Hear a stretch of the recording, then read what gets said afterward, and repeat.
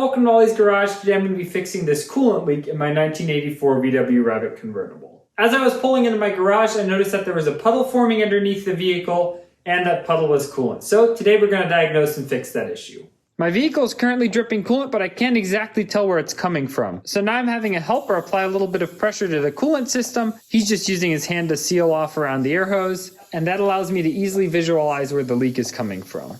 Tools and parts for this repair are rather straightforward. I identified the hose that was leaking and purchased a new one.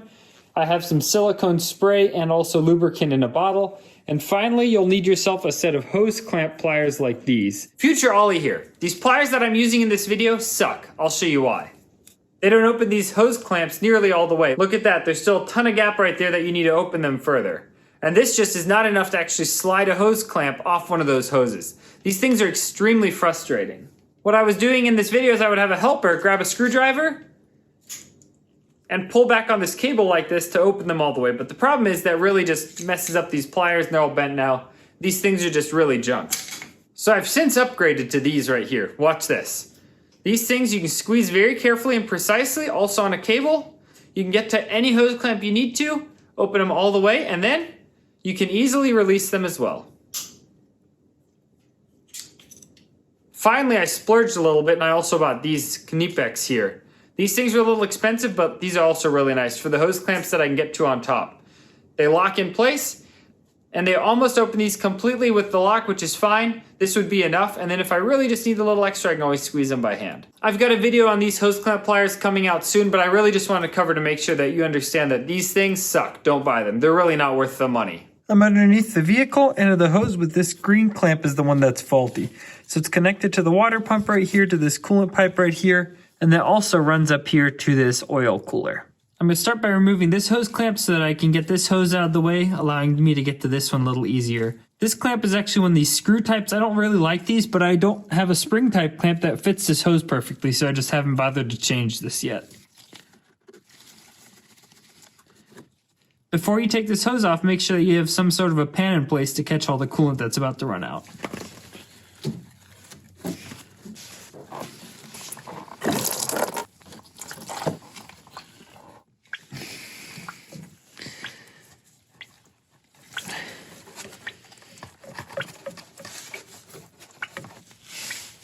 You can use a screwdriver to very carefully pry these coolant hoses loose. You just don't want to scratch in the aluminum components and risk starting a leak. Sometimes a set of pliers also help. All right, there we go. That'll come off easily. I need to get this hose completely out of the way.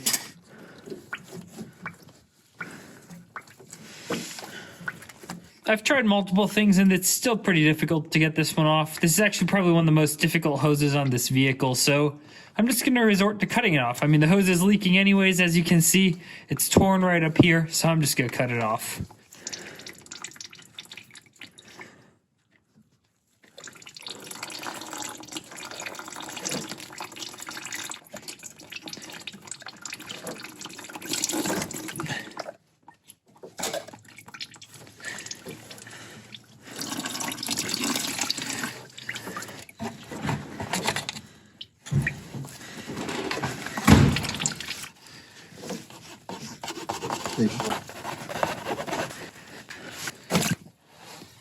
I cut another section out of the hose.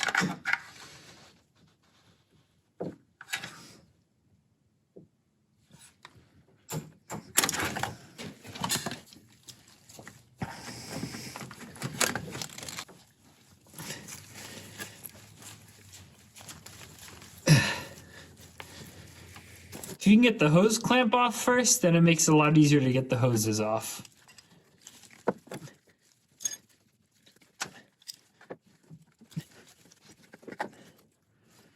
Alright, I've got my new hoses, and as you can see, it goes on just like the old one. But this one, as I said, is a little bit difficult. So I lubricate these hoses on the outside with some silicone because that makes the hose clamp slide on a lot easier.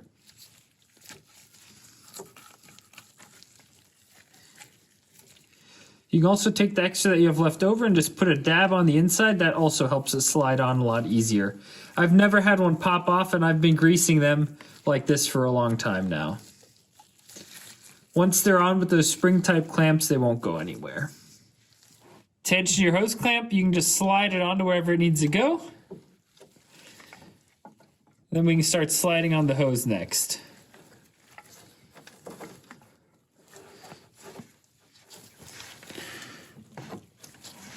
All right, the hose is over. Keep on sliding it on.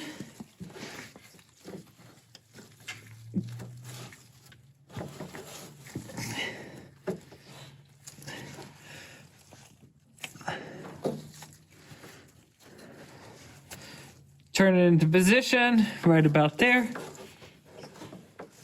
Now we can tension the hose clamp.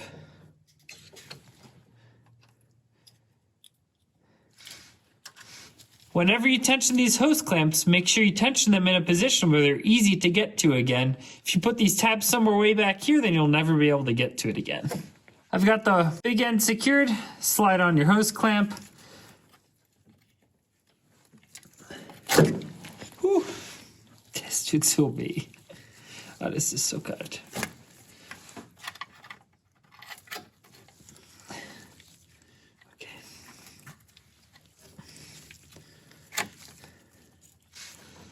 And now we can just carefully slide our hose on. Greasing everything with silicone makes this repair so much easier.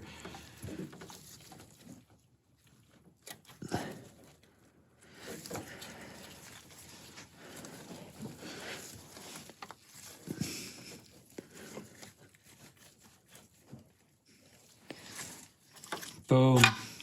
When you release the tension in this hose clamp, you want to make sure that the hose clamp is positioned just behind the little knurled end right here. And you see this one's just right. One more to go. Take off the hose clamp. These are the wrong size. I figured out the hard way. Same thing, carefully slide on our hose clamp and then take the hose, slide it on, and then slide the hose clamp onto the hose. All right, and that one is on now as well.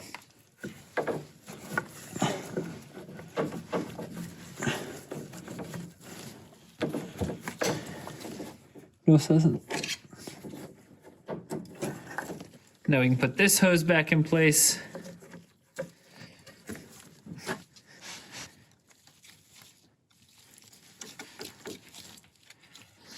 Now that the terrible job of replacing that hose is finished, open your system and top it off. I end up draining basically all of the coolant in the repair process, so I'm going to fill it up with 4.6 liters of antifreeze. One note, this antifreeze is concentrated antifreeze, so you have to dilute it 50-50 with water. Make sure that you only use distilled water for your coolant systems. Don't use anything else. Just go to the store and buy distilled water.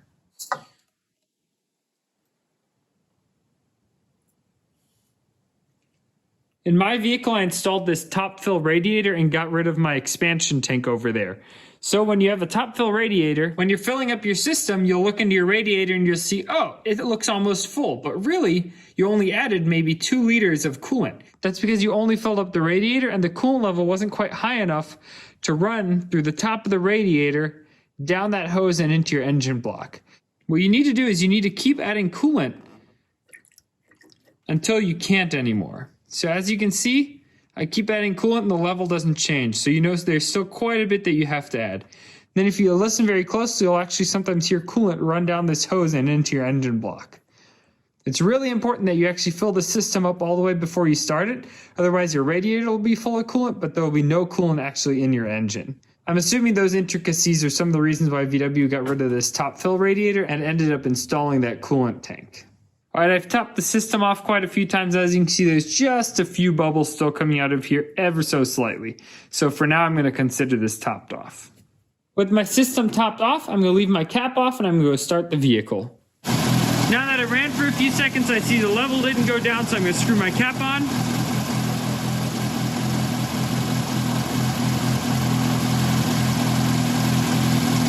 And now we're going to wait until this radiator fan cycles.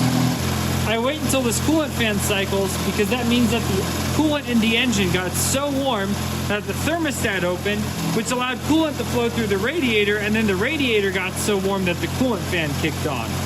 The thermostat always has to open first so that the coolant flows into the radiator, and then when the radiator isn't cooling enough, then the fan kicks on.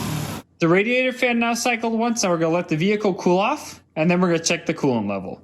It's really, really important to make sure you let the vehicle cool off. Otherwise, when you open this, there's a chance that boiling coolant can come out and it'll burn you very, very badly. I let the vehicle cool down. Now I'm going to carefully open the cap. Looks like it's nice and full and that I don't even have to top it off. You can see there's a little bit of steam rising, and that's just because it's pretty ridiculously cold in my garage right now.